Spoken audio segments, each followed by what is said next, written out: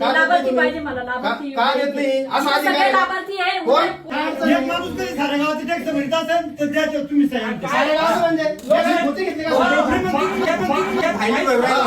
जे फायली भरू राहील ना ते त्याला माझ्याकडे दिली ना बाकीचं काय करायचं? काम करणार नाही भाऊ, करणार नाही भाऊ. हो, तुम्ही सगळ्या गावाला दिलेली नाही यांच्याकडे, सगळ्यांच्या फायली करून आणि मी काय साऱ्या गावाचं लोकप्रतिनिधी मला काय माझ्याकडे त्यांचं काम करीन. 30,000 रुपये देत नव्हते का हो तुम्ही? मग काय एवढा कालवा होता यांच्या पोटात, काय एवढा पोट सुरुकलाय? गावकऱ्यांचा फायदा होतो म्हणून एवढा त्रास होतो यांना. म्हणजे मराव का गावकऱ्यांनी 30,000 रुपये वरून? कोणाच्या खिशात जातात ते पैसे 30,000? एवढं तरी आपल्याला अक्कल पाहिजे ना, सगळं कळायला पाहिजे ना की 30,000 रुपये घेण्यापेक्षा आपण 3,000 भरतोय म्हणून. आणि ते 3,000 आपल्या लेकरा बाळांच्या भविष्यासाठी कामा येणार आहे. लायब्ररी होते, व्यायामशाळी होते, शौचालय, इथं भागात मुतायला जात आहे लोक, इथं बसणार आहे लोक. आता इथं 3 टॉयलेट महिलांचे, 3 पुरुषांचे फ्री मध्ये सर्व्हिस आहे. 24 तास पाणी त्याला राहणार आहे. ही विहीर खोदून ठेवली, त्या विहिरीचं पाणी त्याला आम्ही जोडणार आहे. ते पाणी पिता येतं का ओढ्यातला? आज गावाला बाहेरून विकत पाणी आणावं लागतंय. 30 विहीर जर एखाद्या चांगल्या ठिकाणी नदीत केली असती तर गावाला पाणी आलं असतं. यांच्या त्या तिकडे त्या किशोर बलांडेनं विहीर आपली थांबवून ठेवली आहे की गौराई पायगाची विहीर गिरजामध्ये होऊ द्यायची नाही. 4-5 फुटे मागं लावून ठेवले. कोण विहीर करणार? आपली 1.5 कोटीची योजना त्या एका माणसामुळे थांबली आहे. इथं पुऱ्या मारायला लागले हातात. हे यांना कळतंय का गावचं नुकसान होतंय म्हणून? एका विहिरीवाल्याकडून 4 लाख रुपयासाठी 10,000 जरी घेतले असते तर 10 लाख रुपये या ठिकाणी माझ्या खिशात आज जमा झाले असते.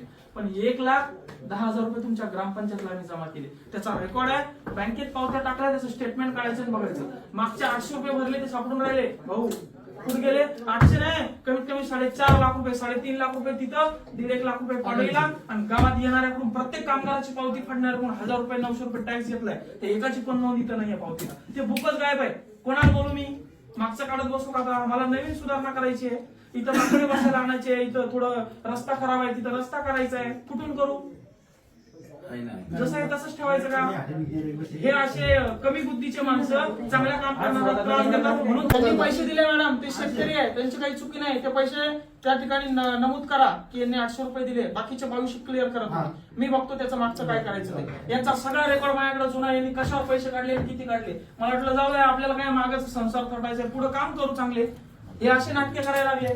हे शेतकरी आहे. आता भांदास शेठचा भाऊ आहे संदीप, त्या माणसाला इथं येता येत नाही का? त्यांना बोलता येत नाही का? त्यांना लिहिता येत नाही का? ते अनपढ आहे. इथं यायचा, 3,000 रुपये टॅक्स भरायचा, फाईल मंजूर करून घ्यायची. त्यांना सांगितलं त्यांच्या वडिलांनी विहीर घेतली आहे, त्यांच्या भगवान भावराच्या नावावर विहीर आहे, भांदास शेठच्या नावावर विहीर आहे, संदीप नावाच्या नावावर आता विहीर पाहिजे. तर त्यांनी स्वतः यायला पाहिजे ना इथं. यांच्याकडे 3-4 फाईली जमा करून दिल्या म्हणजे हे सह्या करून घेऊन जाणार, टॅक्स भरून जाणार. पण ते नियमाचं काय? मागच्या वेळेस घोटाळा झाला, शिवनने आम्हाला विचारलं या फाईलवर तुम्ही सही का केली? रोजगार सेवक पण होते, ग्रामसेवक. मॅडम तुम्ही नव्हत्या? काय विचारलं शिवनी?